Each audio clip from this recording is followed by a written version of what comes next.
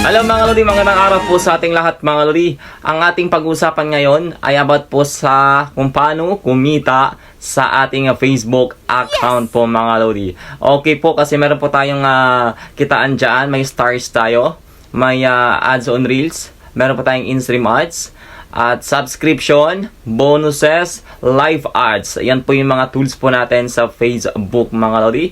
At paano po ba kumita dyan? So ito po yung ating gagawin para po mag-start po ang inyong earnings mga lodi. Ang una po ay paki-turn on po ang professional mode. Pangalawa, pakiiwasan po ang mga music po. Pangatlo, ito lang yung common na sasabihin ko ha, yung watermark po or yung mga logo po na nasasama po sa ating mga videos po. Okay, explain ko po sa inyo yan isa-isa. Pero bago po yan mga lodi, magpapakilala po muna ako sa inyo. Ako po si Alex Concha Coresis po ang inyong lingkod. Yakap na rin po ng aking tahanan, Alex Coresis po. And yung aking YouTube po, Japlex Vlog. Maraming salamat po. Okay, then start na po natin kung paano po mag-umpisa po ang earnings po natin dito sa Facebook po or sa FB po natin mga lodi.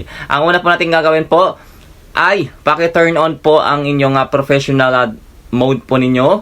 Para po makita ninyo or malaman kung naka-turn on ay meron po kayong dashboard po na sinasabi natin. Diyan po makikita yung performances natin, yung monthly po nating performances po. Okay? Then after yan mga lodi, mag-start na yan yung content ninyo, mag-upload na kayo. After yan ay mag-ingat kayo sa mga music po na inyong gagamitin. Pwede pong gumamit ng music, mag-download po kayo ng mga music, ng mga free music po para maiwasan po ninyong ma-copyright po sa mga music. Dapat po nakalagay sa baba ay original audio po ng inyong pangalan. Okay? Hindi po use audio.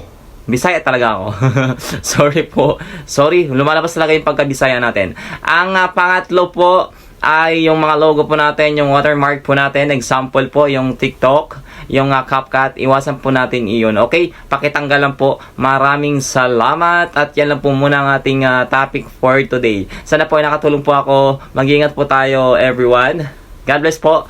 Thank you very much. Bye bye. See you po sa ating next video. Salamat po. Ingat. God bless.